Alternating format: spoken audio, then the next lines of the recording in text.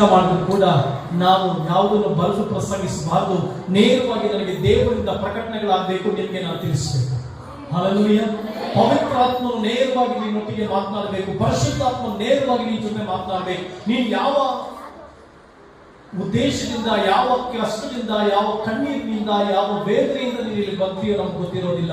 ಆದ್ರೆ ಪವಿತ್ರಾತ್ಮನಿಗೆ ನಿನ್ನ ಕಷ್ಟ ಗೊತ್ತು, ಪರಿಶುದ್ಧಾತ್ಮನಿಗೆ ನಿನ್ನ ಆಲೋಚನೆಗಳು ಗೊತ್ತು, ದೇವರಾತ್ಮನಿಗೆ ನಿನ್ನ ಸಂಕಟಗಳು ಗೊತ್ತು, ದೇವರಾತ್ಮನಿಗೆ ನಿನ್ನ ಮನಸ್ಥಿತಿ ಗೊತ್ತು. ಆದ್ದರಿಂದ ದೇವರಾತ್ಮನು ನಿನ್ನನ್ನ ಪ್ರಬೋಧಿಸಿ ಮಾತನಾಡ್ತಾನೆ.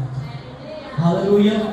ಪ್ರಬೋಧಿಸಿ ಮಾತನಾಡುವಂತ ದೇವರು ನಿನ್ನ ದೇವರಾಗಿದ್ದಾನೆ. ನಿನ್ನನ್ನು ಸಂತೈಸಿ ಮಾತನಾಡುವಂತ ದೇವರು ನಿನ್ನ ದೇವರಾಗಿದ್ದಾನೆ. ನಿನ್ನ ಹೃದಯದ ಗಾಯಗಳನ್ನ ಕಟ್ಟುವಂತ ದೇವರಾಗಿದ್ದಾನೆ. ನೀನು ಎಂತ ಸ್ಥಿತಿಯಲ್ಲೇ ಇರು, ನಿನ್ನ ಸ್ಥಿತಿಯನ್ನ ಅರಿತಿರುವಂತ ದೇವರು, ನಿನ್ನ ಪರಿಸ್ಥಿತಿಯನ್ನು ಅರಿತಿರುವಂತ ದೇವರು, ನಿನ್ನ ಪರಿಸ್ಥಿತಿಗೆ ತಕ್ಕಂತೆ ದೇವರು ಮಾಡ್ತಾನೆ.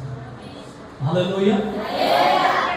ನಾನು ಇಲ್ಲಿ ಆರಾಧಿಸುತ್ತಿರುವಾಗ ದೇವರ ಆತ್ಮನು ನನಗೆ ಕೊಟ್ಟ ಒಂದು ವಚನ, ಕೀರ್ತನೆಗಳು 23ನೇ ಕೀರ್ತನೆ 5ನೇ ವಚನವನ್ನ ನಾವು ಓದಿಕೊಳ್ಳೋಣ. ಕೀರ್ತನೆಗಳು 23ನೇ ಕೀರ್ತನೆ 5ನೇ ವಚನ. ಪರಿಶುದ್ಧಾತ್ಮನು ನನಗೆ ಕೊಟ್ಟ ಈ ವಚನವನ್ನ ನಿಮಗೆ ಬೋಧಿಸ್ತಾರೆ. ಪವಿತ್ರಾತ್ಮನು ಏನು ಆಲೋಚನೆಗಳನ್ನು ಕೊಡ್ತಾನೋ ಆ ಆಲೋಚನೆಗಳನ್ನ ನಿಮಗೆ ನೇರವಾಗಿ ತಿಳಿಸ್ತೇನೆ. ಕರ್ತನು ನುಡಿಯುವಂತದನ್ನ ಕೇಳಿಸಿಕೊಂಡು, ದೇವರ ವಾಕ್ಯದಲ್ಲಿ ಬಂದಿದೆ, ದೇವರಾತ್ಮನು ಹೇಳುವುದನ್ನ ಕಿವಿಯುಳ್ಳವನು ಕೇಳಲಿ. ದೇವರಾತ್ಮನು ಏನು ಹೇಳ್ತಾನೋ ಕಿವಿಯುಳ್ಳವನು ಕೇಳಲಿ ಅಂತಂದ್ರೆ, ಕಿವಿಗಳನ್ನ ಜಾಗರೂಕತೆಯಿಂದ, ಕಿವಿಗಳನ್ನ ಪವಿತ್ರಾತ್ಮ ಅಧೀನದಿಂದ, ದೇವರಾತ್ಮನಿಗೆ ಅಧೀನವಾಗಿ ನೀವು ದೇವರ ವಾಕ್ಯವನ್ನ ಕೇಳಿಸಿಕೊಳ್ಬೇಕು.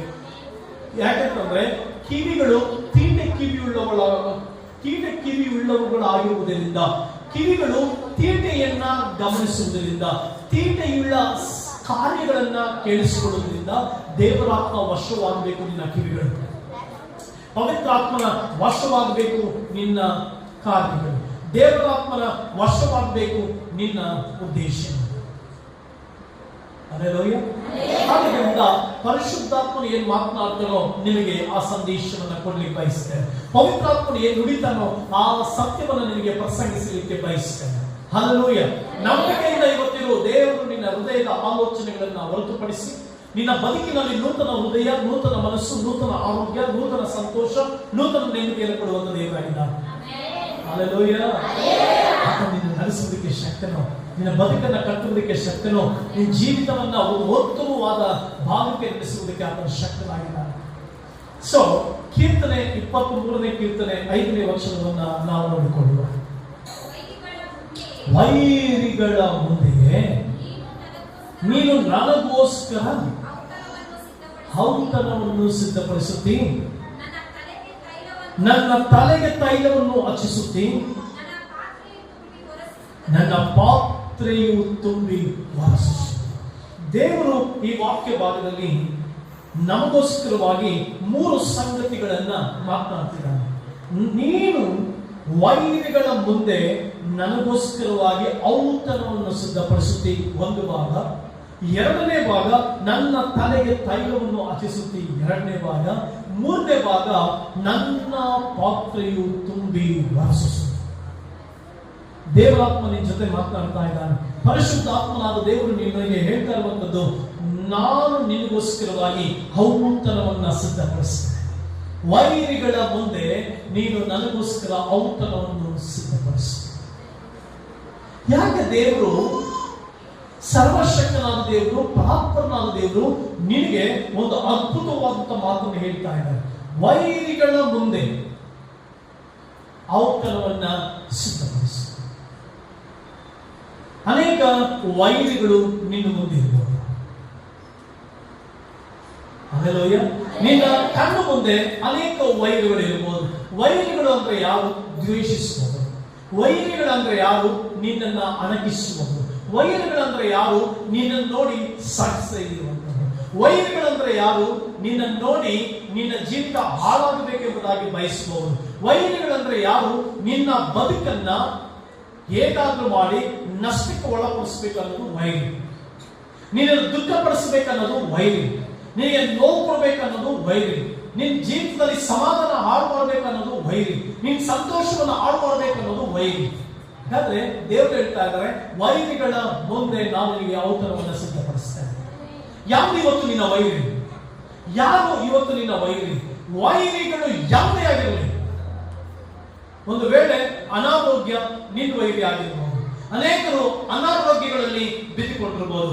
ಅನಾರೋಗ್ಯ ನಿನ್ನ ವೈರಿ ಆಗಿದ್ರೆ ದೇವರು ಹೇಳ್ತಾ ಇದ್ದಾರೆ, ನಾವು ನಿನಗೆ ಔತಣವನ್ನು ಸಿದ್ಧಪಡಿಸ್ತೀನಿ. ಅಂದ್ರೆ ಔತಣ ಅಂತಂದ್ರೆ ಆಶೀರ್ವಾದ, ಔತಣ ಅಂತಂದ್ರೆ ಸಂತೋಷ, ಔತಣ ಅಂತಂದ್ರೆ ಅದ್ಭುತವಾದ ಊಟ, ಔತಣ ಅಂತಂದ್ರೆ ಸಮೃದ್ಧಿ, ಔತಣ ಅಂತಂದ್ರೆ ಅತಿಶಯ, ಔತಣ ಅಂತಂದ್ರೆ ಹಬ್ಬ, ಔತಣ ಅಂತಂದ್ರೆ ಅಶ್ವೋಲ್ಲಾಸ, ಔತಣ ಅಂತಂದ್ರೆ ಎಲ್ಲೂ ಸಿಗಲಾರದೆ ಇರುವಂತ ವಿಜೃಂಭಣೆಯಿಂದ ಕೂಡಿದಂತಹ ವಾತಾವರಣ. ವೈರಿ ಇದಾನ ನಿನ್ನ ಜೀವಿತದಲ್ಲಿ ತಿಳ್ಕೋ, ನಿನಗೆ ಔತಣ ಇದೆ. ವೈರಿ ಯಾವುದೇ ರೂಪದಲ್ಲಿ ಇರ್ಬೋದು. ಒಂದು ವೇಳೆ ವೈರಿಗಳು ವ್ಯಕ್ತಿಗಳ ರೂಪದಲ್ಲಿ ಇರ್ಬೋದು, ವೈರಿಗಳು ಹಣಕಾಸಿನ ಸಮಸ್ಯೆ ರೂಪದಲ್ಲಿ ಇರ್ಬೋದು, ವೈರಿಗಳು ಬಡ್ಡಿಯ ಖಾತ ಇರ್ಬೋದು, ವೈರಿಗಳು ಅನಾರೋಗ್ಯ ಇರಬಹುದು, ವೈರಿಗಳು ಚಿಂತೆ ಇರಬಹುದು, ವೈರಿ ಒಂದು ವೇಳೆ ನಿನ್ನ ಹೃದಯವನ್ನು ಬಾಧಿಸುವಂತ ಕಲ್ಮಶ ಇರಬಹುದು. ಯಾವುದು ಇವತ್ತು ನಿನ್ನ ವೈರಿ? ಯಾವುದು ಇವತ್ತು ನಿನ್ನ ವೈರಿ? ಆಸ್ಪತ್ರೆಗಳು ತೋರಿಸಿ ಸಾಕಾಗಿ ಹೋಗ್ತಾ ಇದೆಯಾ? ಅದು ಒಂದು ವೈರಿ. ಕುಟುಂಬದಲ್ಲಿ ನೆಮ್ಮದಿ ಇಲ್ಲ, ವೈರಿ.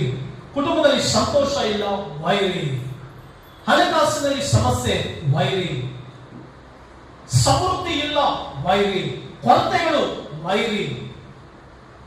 ವೈರಿಗಳ ಮುಂದೆ ನೀನು ನನಗೋಸ್ಕರ ಔತಣವನ್ನು ಸಿದ್ಧ ಮಾಡಿದೆ. ಪ್ರಿಯ ಸಹೋದರ ಸಹೋದರಿ, ದಾವೀದನು ಮತ್ತೆ ಗೊಲ್ಯಾತನು ಇಸ್ರಾಯೇಲ್ಯರನ್ನ ನಿಂದಿಸುತ್ತಾ, ಇಸ್ರಾಯೇಲ್ಯರಿಗೆ ವಿರುದ್ಧವಾಗಿ ನಿಲ್ಲುತ್ತಾ 1 ಸಮುವೇಲ 17ನೇ ಅಧ್ಯಾಯದಲ್ಲಿ 40 ದಿನ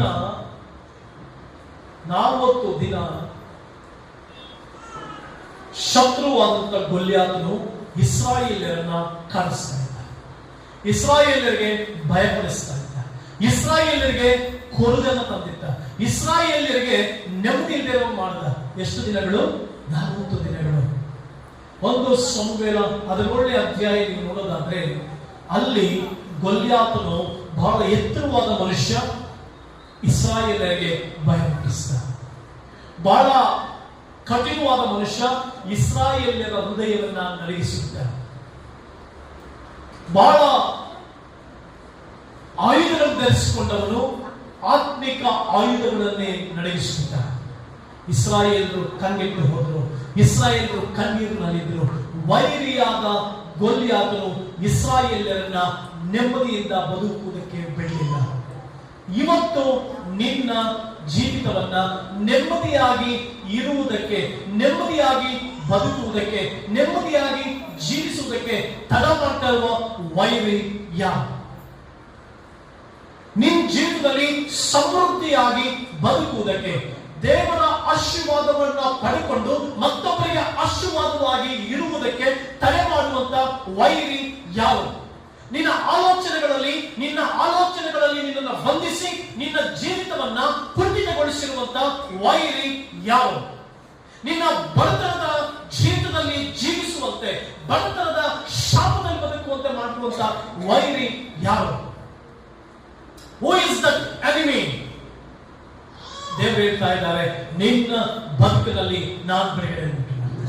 ಅವತ್ತು ಗೊಲ್ಯಾತನು ಇಸ್ರಾಯೇಲರ ಮುಂದೆ, ಅಭಿಷಿಕ್ತರ ಮುಂದೆ, ಪ್ರತಿಷ್ಠಿತರ ಮುಂದೆ, ದೇವರಿಂದ ಆರಿಸಿಕೊಂಡ ಜನಾಂಗದ ಮುಂದೆ ಬಂದು ಕೊಚ್ಚಿಕೊಂಡ. ತನ್ನ ರುದ್ರಾವತಾರವನ್ನ ತೋರಿಸಿದ, ತನ್ನ ಗಟ್ಟಿತನವನ್ನ ತೋರಿಸಿದ, ತನ್ನ ಶಕ್ತಿಯನ್ನ ಪ್ರದರ್ಶಿಸಿದ. ಇಸ್ರಾಯೇಲರು ಧೈರ್ಯ ಕರಗಿ ನೀರಾಯಿತು. ಅವರು ಚಿಂತೆಗಳಲ್ಲಿ ಬಿದ್ದರು, ಸಂಕಟಗಳಲ್ಲಿ ಬಿದ್ದರು. ನೋವು, ಯಾರಿಗೂ ಹೇಳಿಕೊಳ್ಳಲಾರದೆ ಇರುವಂತಹ ಭಯ, ಆ ಗೊಲ್ಯಾತನನ್ನ ಎದುರುಗೊಳ್ಳುವುದಕ್ಕೆ ಆಗದೇ ಇರುವಂತ ಒಂದು ಭಯ ಇಸ್ರಾಯೇಲರನ್ನ ಕಾಡ್ತಾ ಇತ್ತು. ಪ್ರಿಯ ದೇವರ ಮಕ್ಕಳೇ, ಅದಕ್ಕೆ ದಾವೀದನು ಬರೆತಾನೆ, ವೈರಿಯ ಮುಂದೆ. ಒಂದು ವೇಳೆ ಟೆನ್ಷನ್ಸ್ ನಿನ್ನ ವೈರಿ ಆಗಿರ್ಬೋದು, ಒಂದು ವೇಳೆ ಅನೇಕ ಸಿಚುವೇಶನ್ಸ್ ನೀನು ಮುಂದೆ ಬಂದು ಭಯ ಒಂದು ವೇಳೆ ನಿನ್ನ ವೈರಿ ಆಗಿರ್ಬೋದು. ಭಯ ಒಂದು ವೇಳೆ ನಿನ್ನ ಜೀವಿತದಲ್ಲಿ ಭಯ ನಿನ್ನ ಕಾಡ್ತಾ ಇರ್ಬೋದು. ನಿನಗೇನೋ ಸಂಭವಿಸುತ್ತೆ ಅನ್ನುವಂಥ ಭಯ ಕಾಡ್ತಾ ಇರ್ಬೋದು. ನಿನ್ನ ಮಕ್ಕಳಿಗೆ ಏನೋ ಸಂಭವಿಸುತ್ತೆ ಅನ್ನುವಂತ ಭಯ ವೈರಿ ಆಗಿರ್ಬೋದು. ಭಯ ಒಂದು ವೇಳೆ ನಿನ್ನ ಶತ್ರುವಾಗಿ ನಿನ್ನ ಮುಂದೆ ನಿಂತಿರ್ಬೋದು. ವಿದ್ಯಾಭ್ಯಾಸದಲ್ಲಿ ನೀನು ಯಾವುದೋ ಸಬ್ಜೆಕ್ಟ್ ನಿನಗೆ ಶತ್ರುವಾಗಿ ಕಾಣಿಸ್ತಾ ಇರ್ಬೋದು. ಭಯ. ಗೊಲ್ಯಾತನ ಮುಂದೆ ನಿಲ್ಲುವುದಕ್ಕೆ ಇಸ್ರಾಯೇಲರು ಪಣ ತೊಡಲಿಲ್ಲ. ಇಸ್ರಾಯೇಲರು ಸೋತು ಹೋದರು. ಇಸ್ರಾಯೇಲರು ಕಂಗೆಟ್ಟು ಹೋದರು. ನೀನು ಇವತ್ತಿನ ದಿನ ಅನಾರೋಗ್ಯದ ಮುಂದೆ ನಿಂತುಕೊಳ್ಳುವುದಕ್ಕಾಗದೆ ಸೋತಿರ್ಬೋದು. ಯಾವುದೋ ತಲೆನೋವು ನಿನ್ನನ್ನು ಬಾಧಿಸ್ತಾ ಇರೋದ್ರಿಂದ ಆ ತಲೆನೋವಿಗೆ ನೀನು ಶರಣಾಗಿರ್ಬೋದು. ಯಾವುದೋ ಅನಾರೋಗ್ಯ ನಿನ್ನ ದೇಹದಲ್ಲಿ ಬಾಧಿಸ್ತಾ ಇರೋದ್ರಿಂದ, ಯಾವುದೋ ಆಯಾಸ ನಿನ್ನನ್ನು ಬಾಧಿಸ್ತಾ ಇರೋದ್ರಿಂದ, ಯಾವುದೋ ಸುಸ್ತು ನಿನ್ನನ್ನು ಬಾಧಿಸ್ತಾ ಇರೋದ್ರಿಂದ ನೀನು ಸೋತು ಬಿಟ್ಟಿರ್ಬೋದು. ಗೊಲ್ಯಾತನು ಆ ವ್ಯಕ್ತಿ, ಗೊಲ್ಯಾತನು ಶತ್ರು, ಗೊಲ್ಯಾತನು ವೈರಿ. ದಾವೀದನು ಬರೀತಾ ಇದ್ದಾನೆ, ನೀನು ವೈರಿಯ ಮುಂದೆ ನನಗೆ ಔತಣವನ್ನು ಸಿದ್ಧಪಡಿಸಿ. ನೀನು ಯಾವ ಶತ್ರು ಅನ್ಕೊಂಡಿದೆಯೋ, ಯಾವ ಕಾರ್ಯ ನಿನಗೆ ಶತ್ರುವಾಗಿ ಕಾಣಿಸ್ತಾ ಇದೆಯೋ ಅದರ ಮುಂದೆ ದೇವರು ನಿನಗೆ ಔತಣವನ್ನು ಸಿದ್ಧಪಡಿಸ್ತಾನೆ. God will prepare a table before the enemies. God will prepare. ದೇವರು ಅದ್ಭುತವಾದ ಜೀವಿತವನ್ನು ನಿನಗೆ ಏರ್ಪಡಿಸ್ತಾನೆ. ಆಶೀರ್ವಾದಕರವಾದ ಜೀವಿತವನ್ನು ಏರ್ಪಡಿಸ್ತಾನೆ. ಅದ್ಭುತಕರವಾದ ಜೀವಿತವನ್ನು ಏರ್ಪಡಿಸ್ತಾನೆ. ವೈರಿಗಳ ಮುಂದೆ ನೀನು ನನಗೋಸ್ಕರ ಔತಣವನ್ನು ಸಿದ್ಧಪಡಿಸು. ನಿನ್ನ ಜೀವಿತದಲ್ಲಿ ಯಾವುದೇ ಕಾರಣದಲ್ಲಿ, ಯಾವುದೇ ವಿಧಾನದಲ್ಲಿ, ಯಾವುದೇ ರೂಪದಲ್ಲಿ ಶತ್ರುವಾಗಿ ಗೊಲ್ಯಾತನಾಗಿ ಕಾಣಿಸ್ತಾ ಇರೋದು ಭಯ ಪಡಬೇಡ. ದೇವರು ಗೊಲ್ಯಾತನನ್ನ ಸಂಹಾರ ಮಾಡಿದ. ದಾವೀದನೆಂಬ ಅಭಿಷಿಕ್ತನು ಬಂದಿದ್ದರಿಂದ, ದಾವೀದನೆಂಬ ಅಭಿಷಿಕ್ತನು ಮುಂದೆ ನಿಂತಿದ್ದರಿಂದ, ದಾವೀದನೆಂಬ ಅಭಿಷಿಕ್ತನು ಒಂದೇ ಒಂದು ಕಲ್ಲನ್ನ, ನುಣುಪು ಕಲ್ಲಿನಿಂದ ಗೊಲ್ಯಾತನನ್ನ ಕೊಂದು ಹಾಕಿದ. ಹಲ್ಲೆಲೂಯಾ. ಒಂದೇ ಒಂದು ನೆನಪು ಕಲ್ಲಿನಿಂದ ದೇವರು ಪೂರ್ಣ ಜಯವನ್ನು ಕೊಟ್ಟ. ದೇವರು ಆ ದಾವೀದನ ಸ್ಥಾನದಲ್ಲಿ ಇವತ್ತು ತಂದೆಯಾದ ದೇವರಿದ್ದಾರೆ. ಆ ದಾವೀದನ ಸ್ಥಾನದಲ್ಲಿ ಅಭಿಷಿಕ್ತನಾದಂತ ದಾವೀದನ ಸ್ಥಾನದಲ್ಲಿ ನಾವು ನೀನು ಆರಾಧಿಸುವಂತ ದೇವರಿದ್ದಾರೆ. ನಾವು ನೀನು ಆರಾಧಿಸುವಂತ ಅದ್ಭುತವಾದ ದೇವರಿದ್ದಾರೆ. ರಕ್ಷಕನಾದ ಯೇಸು ಕ್ರಿಸ್ತನಿದ್ದಾನೆ. ಜೀವಸ್ವರೂಪನಾದ ಯೇಸು ಕ್ರಿಸ್ತನಿದ್ದಾನೆ. ಆತನ ಜೀವತ್ವವುಳ್ಳ ದೇವರು, ಮಹಾಮಹಿಮೆಯುಳ್ಳ ದೇವರು, ಪರಾಕ್ರಮವುಳ್ಳ ದೇವರು. ದಾವೀದನು ಒಂದೇ ಒಂದು ನುಣುಪು ಕಲ್ಲಿನಿಂದ ಗೊಲ್ಯಾತನನ್ನ ಗೆದ್ದ. ಅದೇ ರೀತಿಯಾಗಿ ಸರ್ವಶಕ್ತನಾದ ದೇವರು, ಪರಾಕ್ರಮನಾದ ದೇವರು, ಆತನು ತನ್ನ ವಾಕ್ಯವೆಂಬ ಕಲ್ಲಿನಿಂದ ಶತ್ರುವನ್ನ ಸದೆಬಡಿಯುವಂತ ದೇವರು. ವಾಕ್ಯವೆಂಬ ಕಲ್ಲಿನಿಂದ ನಿನ್ನ ಶತ್ರುವಿನ ಮುಂದೆ ನಿನಗೆ ಔತಣ ಸಿದ್ಧ ಮಾಡಬೇಕು. ದೇವರು ತನ್ನ ವಾಕ್ಯವನ್ನು ಕಳುಹಿಸಿ ಸಮಾಧಿ ಸೇರಿದಂತೆ ಬಿಡುಗಡೆ ಮಾಡುವಂತ ದೇವರು. ಅದರ ಅರ್ಥ ನಿನ್ನ ಜೀವಿತದಲ್ಲಿ ಅದ್ಭುತ ಅತಿಶಯಗಳು ಮಾಡಲಿಕ್ಕೆ ದೇವರು ತನ್ನ ವಾಕ್ಯವನ್ನು ಕಳಿಸಿ ನಿನ್ನ ಜೀವಿತದಲ್ಲಿ ಅದ್ಭುತ ಮಾಡಲಿಕ್ಕಿದ್ದಾನೆ. ತನ್ನ ವಾಕ್ಯವೆಂಬ ಅದ್ಭುತವಾದ ಕಾರ್ಯವನ್ನು ನಿನ್ನ ಜೀವಿತದಲ್ಲಿ ಕಳಿಸಿ ಅತಿಶಯ ಮಾಡಲಿಕ್ಕಿದ್ದಾನೆ. ಹಲ್ಲೆಲೂಯಾ. ವಾಗ್ದಾನಗಳನ್ನ ದೇವರು ನಿನಗಾಗಿ ಏರ್ಪಡಿಸಿ ವಾಗ್ದಾನಗಳ ಮೂಲಕವಾಗಿ ನಿನ್ನ ಜೀವಿತವನ್ನು ಆಶೀರ್ವದಿಸಬೇಕಾದ ಶಕ್ತಿ. ಹಲ್ಲೆಲೂಯಾ. ಪ್ರಿಯ ದೇವರ ಮಕ್ಕಳೇ, ಗೊಲ್ಯಾತನ ಮುಂದೆ ದಾವೀದನು ಬಹಳ ಚಿಕ್ಕವನಾಗಿ ಕಾಣಿಸ್ತಾನೆ. ಗೊಲ್ಯಾತನು ಹೇಳ್ತಾನೆ, ನೀನು ನನಗೆ ಸರಿ ಸಮಾನನಲ್ಲ ಅಂತ. ಆದ್ರೆ ದಾವೀದನು ಹೇಳ್ತಾನೆ, ನೀನು ಈಟಿ ಕತ್ತಿ ಬರ್ಜಿಗಳೊಡನೆ ನನ್ನ ಬಳಿ ಬಂದಿದೆ, ನಾನಾದರೂ ಯೆಹೋವನ ನಾಮದೊಡನೆ ನಿನ್ನ ಬಳಿ ಬಂದಿದ್ದೇನೆ. ಯೆಹೋವ ನಾಮ ಬಲವಾದ ನಾಮ, ಯೆಹೋವ ನಾಮ ಶಕ್ತಿಯುತವಾದ ನಾಮ, ಯೆಹೋವ ನಾಮ ಅತಿಶಯವಾದ ನಾಮ, ಯೆಹೋವನ ನಾಮ ಬಿಡುಗಡೆ ಮಾಡುವಂತ ನಾಮ, ಯೆಹೋವ ನಾಮ ಅದ್ಭುತವಾದ ಕಾರ್ಯಗಳು ಮಾಡುವಂತ ನಾಮ, ಯೆಹೋವ ನಾಮ ನಿನ್ನನ್ನು ಮೇಲೆತ್ತುವಂತ ನಾಮ, ಕರ್ತನ ನಾಮ ನಿನಗೆ ಅತಿಶಯ ಮಾಡುವಂತ ನಾಮ, ಯೇಸುವಿನ ನಾಮ ಅದ್ಭುತವಾದ ನಾಮ, ಯೇಸುವಿನ ನಾಮ ನಿನ್ನ ಸ್ಥಿತಿಗತಿಗಳನ್ನು ಬದಲಾಯಿಸುವಂತ ನಾಮ, ಯೇಸುವಿನ ನಾಮ ನಿನ್ನ ಮನಸ್ಸನ್ನು ಅರ್ತಿರುವಂತ ನಾಮ, ಯೇಸುವಿನ ನಾಮ ನಿನ್ನ ಚಿಂತೆಗಳನ್ನು ದೂರ ಮಾಡುವಂತ ನಾಮ, ಯೇಸುವಿನ ನಾಮ ನಿನ್ನ ಮನಸ್ಸನ್ನ ಗುಣಪಡಿಸುವಂತ ನಾಮ, ನಿನ್ನ ಗಾಯಗಳನ್ನ ಕಟ್ಟುವಂತ ನಾಮ, ಯೇಸುವಿನ ನಾಮ ಸಮೃದ್ಧಿ ಪಡುವಂತ ನಾಮ, ಯೇಸುವಿನ ನಾಮ ನಿನ್ನ ಎಲ್ಲ ಸಂಕಟಗಳಿಂದ ಬಿಡುಗಡೆ ಮಾಡುವಂತ ನಾಮ. ಯೇಸುವಿನ ನಾಮ ಅತಿಶಯ.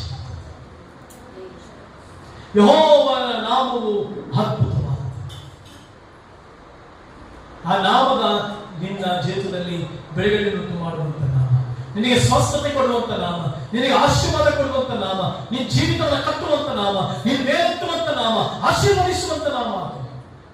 ಅದನ್ನು ಮೇಲೆತ್ತ ಯಾವುದೇ ದಾನದಲ್ಲಿ ಶತ್ರುಗಳಿಗೆ ಭಯ ಪಡಬೇಡ. ಶತ್ರುಗಳ ಎದುರಿನಲ್ಲಿ ದೇವರಿಂದ ಮೇಲೆತ್ತಾರೆ. ಅನಾರೋಗ್ಯ ಶತ್ರುವೋ, ಸಾಲ ಒಂದು ಶತ್ರುವೋ, ಸಂಕಟಗಳು ಒಂದು ಶತ್ರುವೋ, ಯಾವುದು ನಿನ್ನ ಶತ್ರು? ದೇವರು ಹೇಳ್ತಾ ಇದ್ದಾರೆ, ನಾನು ನಿನಗೆ ಔತಣವನ್ನು ಸಿದ್ಧಪಡಿಸ್ತೇನೆ. ಔತಣ ಅಂದ್ರೆ ಏನು? ಅದ್ಭುತವಾದಂತಹ ಊಟ. ಔತಣ ಅಂದ್ರೆ ಏನು? ಅಲ್ಲಿ ಸಮೃದ್ಧಿ. ಔತಣ ಅಂದ್ರೆ ಏನು? ಅಲ್ಲಿ ಕೊರತೆ ಇಲ್ಲ. ಔತಣ ಅಂದ್ರೆ ಏನು? ಅಲ್ಲಿ ಸಂಭ್ರಮ. ಔತಣ ಅಂದ್ರೆ ಏನು? ಅಲ್ಲಿ ಹಬ್ಬದ ಆಚರಣೆ. ಔತಣ ಅಂತಂದ್ರೆ ಏನು? ಅಲ್ಲಿ ಯಾವುದಕ್ಕೂ ಕಡಿಮೆ ಇಲ್ಲ, ಯಾವುದಕ್ಕೂ ಕೊರತೆ ಇಲ್ಲ. ದೇವರು ನಿನ್ನನ್ನು ಆ ಸ್ಥಾನಕ್ಕೆ ಕರ್ಕೊಂಡು ನಿಲ್ಲಿಸ್ತಾರೆ. ಆರೋಗ್ಯದಲ್ಲಿ, ನಿನ್ನ ಜೀವಿತದಲ್ಲಿ, ಕುಟುಂಬದಲ್ಲಿ, ಮಕ್ಕಳ ವಿಷಯದಲ್ಲಿ, ಎಲ್ಲ ಕಡೆಗಳಲ್ಲಿ ದೇವರು ನಿನ್ನನ್ನು ಆ ಸ್ಥಾನಕ್ಕೆ ಕರ್ಕೊಂಡು ನಿಲ್ಲಿಸ್ತಾರೆ. ಅದಕ್ಕೆ ದೇವರು ಹೇಳ್ತಾ ಇದ್ದಾರೆ, ವೈರಿಗಳ ಮುಂದೆ ನೀನು ನನಗೋಸ್ಕರ ಔತಣವನ್ನು ಸಿದ್ಧಪಡಿಸುತ್ತಿ, ನನ್ನ ತಲೆಗೆ ತೈಲವನ್ನು ಹಚ್ಚಿಸುತ್ತಿ. ಎಲ್ಲಿ ತೈಲದ ಅಭಿಷೇಕ ಇದೆಯೋ ಅಲ್ಲಿ ಬಿಡುಗಡೆ ಉಂಟು. ದಾವೀದನನ್ನ ದೇವರು ಅಭಿಷೇಕ ಮಾಡಿದ್ರು, ಅಲ್ಲಿ ಅವನ ಜೀವಿತದಲ್ಲಿ ರಾಜನಾಗಿ ಮಾರ್ಪಟ್ಟ. ನಿನ್ನ ತಲೆಗೆ ತೈಲದ ಅಭಿಷೇಕ, ನಿನ್ನ ತಲೆಗೆ ಪವಿತ್ರಾತ್ಮನ ಬೆಂಕಿಯ ಅಭಿಷೇಕ, ಪವಿತ್ರಾತ್ಮನು ನಿನ್ನ ಮೇಲೆ ಚಲಿಸುವಾಗ ಅಲ್ಲಿ ಬಿಡುಗಡೆ. ಎಲ್ಲಿ ಪವಿತ್ರಾತ್ಮನುಂಟೋ ಅಲ್ಲಿ ಬಿಡುಗಡೆ ಉಂಟು. ಎಲ್ಲಿ ದೇವರಾತ್ಮನುಂಟೋ ಅಲ್ಲಿ ಬಿಡುಗಡೆ ಉಂಟು. ಎಲ್ಲಿ ಅಭಿಷೇಕ ಇದೆಯೋ ಅಲ್ಲಿ ಕಟ್ಟುಗಳಿಂದ ಬಿಡುಗಡೆ ಉಂಟು. ಎಲ್ಲಿ ಅಭಿಷೇಕ ಇದೆಯೋ ಅಲ್ಲಿ ಬಂಧನಗಳಿಂದ ಬಿಡುಗಡೆ ಉಂಟು. ಎಲ್ಲಿ ಅತಿ ಅಭಿಷೇಕ ಇದೆಯೋ, ಎಲ್ಲಿ ಪವಿತ್ರಾತ್ಮನಿದ್ದಾರೋ ಅಲ್ಲಿ ಕತ್ತಲೆಗೆ ಸಂಬಂಧಪಟ್ಟದಿರೋದಿಲ್ಲ, ಬೆಳಕಿರುತ್ತೆ. ಅದಕ್ಕೆ ದೇವರು ಹೇಳ್ತಾ ಇದ್ದಾರೆ, ನೀನು ಬೆಳಕಿಗೆ ಸಂಬಂಧಪಟ್ಟ. ನನ್ನ ತಲೆಗೆ ತೈಲವನ್ನು ಹಚ್ಚಿಸುತ್ತಿ ಅಂದ್ರೆ ನೀನನ್ನು ಅಭಿಷೇಕ ಮಾಡುತ್ತಿ. ಎಲ್ಲಿ ಅಭಿಷೇಕ ಇರುತ್ತೋ, ಎಲ್ಲಿ ಪವಿತ್ರಾತ್ಮನ ಇರ್ತಾರೋ ಅಲ್ಲಿ ಬಿಡುಗಡೆ ಉಂಟು. ಪರಿಶುದ್ಧಾತ್ಮನು ಎಲ್ಲಿರ್ತಾರೋ ಅಲ್ಲಿ ಆತ್ಮಿಕವಾಗಿ ಬಿಡುಗಡೆ. ಪವಿತ್ರಾತ್ಮನು ಎಲ್ಲಿರ್ತಾರೋ ಅಲ್ಲಿ ಮಾನಸಿಕವಾಗಿ ಬಿಡುಗಡೆ. ಪವಿತ್ರಾತ್ಮನು ಎಲ್ಲಿರ್ತಾರೋ ಆಲೋಚನೆಗಳಲ್ಲಿ ಬಿಡುಗಡೆ. ಪವಿತ್ರಾತ್ಮನು ಎಲ್ಲಿರ್ತಾರೋ ಮನಸ್ಥಿತಿಯಲ್ಲಿ ಬಿಡುಗಡೆ. ಪವಿತ್ರಾತ್ಮನು ಎಲ್ಲಿರ್ತಾರೋ ಹೃದಯದಲ್ಲಿ ಬಿಡುಗಡೆ. ಪವಿತ್ರಾತ್ಮನು ಎಲ್ಲಿರ್ತಾರೋ ಸಂತೋಷದಲ್ಲಿ ಬಿಡುಗಡೆ. ಕತ್ತಲೆಗೆ ಸಂಬಂಧಪಟ್ಟದ್ದು ಇರೋದಿಲ್ಲ ಅಲ್ಲಿ. ಅದಕ್ಕೆ ದೇವರು ಹೇಳ್ತಾ ಇದ್ದಾರೆ, ಎಲ್ಲಿ ದೇವರಾತ್ಮನ ಇರ್ತಾರೋ ಅಲ್ಲಿ ಬಿಡುಗಡೆ ಉಂಟು.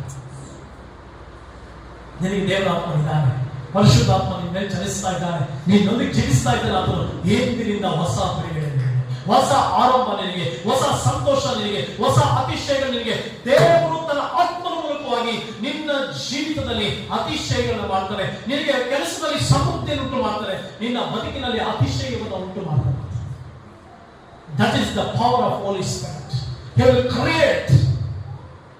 Because ಆದಿಕಾಂಡ 1ನೇ ಅಧ್ಯಾಯದಲ್ಲಿ ಇರ್ತಿಯಾಗಿ 2ನೇ ವಚನದಲ್ಲಿ ಆದಿ ಸಾಗರದ ಮೇಲೆ ಕತ್ತಲಿತ್ತು, ಪವಿತ್ರಾತ್ಮನು ಚಲಿಸ್ತಾ ಇದ್ದಾನೆ. ಆದಿ ಸಾಗರದ ಮೇಲೆ ಕತ್ತಲಿತ್ತು, ಜಲಸಮೂಹಗಳ ಮೇಲೆ ದೇವರಾತ್ಮನು ಚಲಿಸುತ್ತಿದ್ರು. ಆಗ ಬೆಳಕಾಗಲಿ ಅನ್ನೋದು ಬೆಳಕಾಯಿತು. ಪವಿತ್ರಾತ್ಮನು ಎಲ್ಲಿರ್ತಾರೋ ಅಲ್ಲಿ ಕ್ರಿಯೇಷನ್ಸ್ ಆಗುತ್ತೆ. ಇವತ್ತು ಜೀವಿತದಲ್ಲಿ ಏನು ನಡೀತಾ ಇಲ್ವೋ, ದೇವರು ಅದ್ಭುತವನ್ನ ಆರಂಭಿಸ್ತಾನೆ, ಸೃಷ್ಟಿ ಮಾಡ್ತಾನೆ. ಆತ್ಮ ಸಂತೋಷವನ್ನ ಸೃಷ್ಟಿ ಮಾಡ್ತಾನೆ, ನೆಮ್ಮದಿಯನ್ನ ಸೃಷ್ಟಿ ಮಾಡ್ತಾನೆ, ಆರೋಗ್ಯವನ್ನ ಸೃಷ್ಟಿ ಮಾಡ್ತಾನೆ. ನಿನ್ನ ಬಲಹೀನತೆಯನ್ನ ತೆಗೆದುಹಾಕಿ ಆತ ನಿನ್ನನ್ನು ಆಶೀರ್ವದಿಸ್ತಾನೆ. ನಿನ್ನ ಬಲಹೀನತೆ ನಾವು ತೆಗೆದುಹಾಕ್ತಾನೆ. ಏನ್ ಬಲಹೀನತೆ ಸಹೋದರಿ, ಏನ್ ಬಲಹೀನತೆ ಸಹೋದರ? ದೇವರು ನಿನಗೆ ಪೂರ್ಣ ಬಿಡುಗಡೆಯನ್ನ, ವಿಮೋಚನೆಯನ್ನ ದಯಪಾಲಿಸ್ತಾನೆ. ಹಲ್ಲೆಲೂಯಾ. ಸರ್ವಶಕ್ತನಾದ ದೇವರು ನಿನ್ನ ತಲೆಗೆ ತೈಲವನ್ನು ಹಚ್ಚಿಸ್ತಾನೆ. ಅಭಿಷೇಕ ಅಂದ್ರೆ ಬೆಂಕಿ, ಅಭಿಷೇಕ ಅಂದ್ರೆ ಅಗ್ನಿ, ಅಭಿಷೇಕ ಅಂದ್ರೆ ಪವಿತ್ರಾತ್ಮನ ಚಲನೆ, ಅಭಿಷೇಕ ಅಂದ್ರೆ ಪವಿತ್ರಾತ್ಮ ನಡೆಸುವಿಕೆ. ಎಲ್ಲಿ ಪವಿತ್ರಾತ್ಮ ಇರ್ತಾರೋ ಅಲ್ಲಿ, ಎಲ್ಲಿ ಬೆಂಕಿ ಇರುತ್ತೋ ಅಲ್ಲಿ ಸಾಮಾನ್ಯ ಹುಳುಗಳು ಬರೋದಿಲ್ಲ. ಅದೇ ರೀತಿಯಾಗಿ ಪವಿತ್ರಾತ್ಮನಿರುವ ಜಾಗದಲ್ಲಿ ಬಿಡುಗಡೆ, ಪರಿಶುದ್ಧಾತ್ಮನ ನೆಮ್ಮದಿ, ಸಮಾಧಾನ, ಆರೋಗ್ಯ, ಅತಿಶಯ ಜೀವಿತದಲ್ಲಿ. ಹಲ್ಲೆಲೂಯಾ. ಮಾತ್ರವಲ್ಲದೆ ನನ್ನ ಪಾತ್ರೆ ತುಂಬಿ ಹೊರಸು, ನನ್ನ ಪಾತ್ರೆ ತುಂಬಿ ಹೊರಸುತ್ತೆ. ಅಂದ್ರೆ ನಾನು, ನನ್ನ ಕುಟುಂಬ ಆಯಿತು, ಹೆಚ್ಚಿಗೆ ಏನೂ ಆಗ್ತಾ ಇಲ್ಲ. ನನ್ನ ಜೊತೆ ಕೈ ಕಟ್ಟಿದ ಹಾಗಿದೆ. ಸಂಬಳ ಬರುತ್ತೆ, ಆದ್ರೆ ಸಂಬಳ ಕೈ ಕಟ್ಟಿದ ಆಗಿದೆ, ಏನು ಸಮೃದ್ಧಿಯಾಗಿ ಅನುಭವಿಸಕ್ಕಾಗ್ತಾ ಇಲ್ಲ. ಅಲ್ಲಿಂದ ಬರುತ್ತೆ, ಅಲ್ಲಿಯೇ ಇರುತ್ತೆ. ಕಟ್ಟಲ್ಪಟ್ಟಂತ ಕೈಗಳು, ಏನು ಮಾಡ್ಲಿಕ್ಕೆ ಆಗ್ತಾ ಇಲ್ಲ. ಕುಟುಂಬಕ್ಕಾಗಿ ಏನು ಎಕ್ಸ್ಟ್ರಾ ಮಾಡ್ಲಿಕ್ಕೆ ಆಗ್ತಾ ಇಲ್ಲ. ಕಟ್ಟಲ್ಪಟ್ಟಂತ ಬದುಕು ತುಂಬಿ ಹೊರಸೂಸ್ತಾ ಇಲ್ಲ. ದೇವರು ಹೇಳ್ತಾ ಇದ್ದಾರೆ, ಇನ್ನು ಮುಂದೆ ನಿನ್ನ ಪಾತ್ರೆ ತುಂಬಿ ಹೊರಸೂಸುತ್ತೆ, ನಿನ್ನ ಸಂತೋಷ ತುಂಬಿ ಹೊರಸೂಸುತ್ತೆ, ನಿನ್ನ ಆರೋಗ್ಯ ತುಂಬಿ ಹೊರಸೂಸುತ್ತೆ, ನಿನ್ನ ಜೀವನದ ಅತಿಶಯಗಳು ತುಂಬಿ ಹೊರಸೂಸುತ್ತೆ, ಅದ್ಭುತಗಳು ತುಂಬಿ ಹೊರಸೂಸುತ್ತೆ, ನಿನ್ನ ಸಮೃದ್ಧಿ ತುಂಬಿ ಹೊರಸೂಸುತ್ತೆ. ನಮ್ಮವರೆಲ್ಲರೂ ಒಂದು ದೇವರಿಗೆ ಅಲ್ಲೆಲ್ಲೂ ಹೇಳೋಣ, ನಂಬಿಕೆ ಇಳ್ಳವರು ಅಲ್ಲೆಲ್ಲೂ ಹೇಳೋಣ. ಜೀವನದಲ್ಲಿ ತುಂಬಿ ಹೊರಸೂಸುವಂತ ಬದುಕಿಗೆ ನಡೆಸ್ತಾರೆ ಅಂತ ನಮ್ಮವರು ಅಲ್ಲೆಲ್ಲೂ ಹೇಳ್ತೀರಾ. ಅತಿಶಯಗಳು ಮಾಡ್ತಾರೆ ಅಂತಾಗಿ ನಂಬುವಂತವ್ರು ಅಲ್ಲೆಲ್ಲೂ ಹೇಳ್ತೀರಾ. ಸಮೃದ್ಧಿಯನ್ನು ಕೊಡ್ತಾರೆ ಅಂತ ಹೇಳುವಂತವ್ರು ಅಲ್ಲೆಲ್ಲೂ ಹೇಳ್ತೀರಾ. ಆಶೀರ್ವಾದ ತೆಗೆದುಕೊಂಬಂತ ನಂಬುವವರು ಅಲ್ಲೆಲ್ಲೂ ಹೇಳ್ತೀರಾ. ಆರೋಗ್ಯದಲ್ಲಿ ತುಂಬಿ ಹೊರಸೂಸುವಿಕೆ, ಅದ್ಭುತಗಳಲ್ಲಿ ತುಂಬಿ ಹೊರಸೂಸುವಿಕೆ, ನೀರು ಇನ್ನು ಮುಂದೆ ತುಂಬಿ ಹೊರಸೂಸುವಂತ ಮೈ ಕಪ್ ರನ್ನeth over, ತುಂಬಿ ಹೊರಸೂಸುವಂತ ಆಶೀರ್ವಾದ ಹಲ್ಲೆಲೂಯ. ಅದಕ್ಕೆ ದೇವರು ಹೇಳ್ತಾ ಇದ್ದಾರೆ, ನಾನು ನಿನ್ನ ಜೀವಿತದಲ್ಲಿ ಕಾರ್ಯವನ್ನು ಮಾಡ್ತೇನೆ, ನಾನು ನಿನ್ನ ಬದುಕಿನಲ್ಲಿ ವೈರಿಗಳ ಮುಂದೆ ನಿನಗೋಸ್ಕರ ಔತಣ ಸಿದ್ಧಪಡಿಸ್ತೇನೆ, ನಿನಗೋಸ್ಕರ ನಾನು ಮಾಡ್ತೇನೆ ಮಗಳೇ, ನಿನಗಾಗಿ ನಾನು ಪ್ರಾಣ ಕೊಟ್ಟಿದ್ದೇನೆ, ನಿನಗಾಗಿ ರಕ್ತ ಸುರಿಸಿದ್ದೇನೆ, ನಾನು ನಿನಗೋಸ್ಕರ ಮಾಡ್ತೇನೆ. ನಿನ್ನ ಜನರು ಹೇಳ್ತಾ ಇರ್ಬೋದು, ನಿನ್ನ ಸಂಬಂಧಿಕರು ಹೇಳ್ತಾ ಇರ್ಬೋದು, ನಿನ್ನ ಅಕ್ಕ ತಂಗಿಯರು ಹೇಳ್ತಾ ಇರ್ಬೋದು, ಅಯ್ಯೋ ನಿನಗೆ ಯಾಕೆ ಜೀವಿತ, ನಿನ್ಗೆ ಈ ಬದುಕಿಗೆ ಯಾಕೆ ಬಂದೆ, ಏನು ನಿನಗೆ ಮತ್ತೆ ಮತ್ತೆ ಚುಚ್ಚುವಂತ ರೀತಿಯಲ್ಲಿ ಮಾತನಾಡ್ತಾ ಇರ್ಬೋದು, ಚುಚ್ಚುವ ರೀತಿಯಲ್ಲಿ ಮಾತನಾಡ್ತಿದ್ದಿರ್ಬೋದು, ಚುಚ್ಚುವ ರೀತಿಯಲ್ಲಿ ಅವರು ತಮ್ಮ ಕ್ರಿಯೆಗಳು ನಡೆಸ್ತಿದ್ದಿರ್ಬೋದು. ದೇವರು ಹೇಳ್ತಾ ಇದ್ದಾರೆ, ನಾನು ವೈರಿಗಳ ಮುಂದೆ ನೀನು ಪಾತ್ರ ತುಂಬಿ ಹೊರಸೋದು, ನಾನು ಅದನ್ನು ಮಾಡ್ತೇನೆ. ಪ್ರಿಯ ಸಹೋದರ ದೇವರು ಹೇಳ್ತಾ ಇದ್ದಾರೆ, ಮಗಳೇ ಮಗಳೇ, ನಾನು ನಿನಗೋಸ್ಕರ ನನ್ನ ತಲೆಗೆ ತೈಲವನ್ನು ಹಚ್ಚಿಸುತ್ತೇನೆ, ನನ್ನ ಪಾತ್ರೆಗೆ ತುಂಬಿ ವಾಸಿಸುತ್ತೇನೆ, ನಿನ್ನ ಕರ್ತನು ಆಶೀರ್ವದಿಸ್ತಾನೆ, ಬಲಪಡಿಸ್ತಾನೆ, ಕೃಪೆಯನ್ನು ತುಂಬುತ್ತಾನೆ. ಈ ಸಂದರ್ಭದಲ್ಲಿ ನಾವೆಲ್ಲರೂ ಕೂಡ ಎದ್ದಿಟ್ಟುಕೊಳ್ಳೋಣ.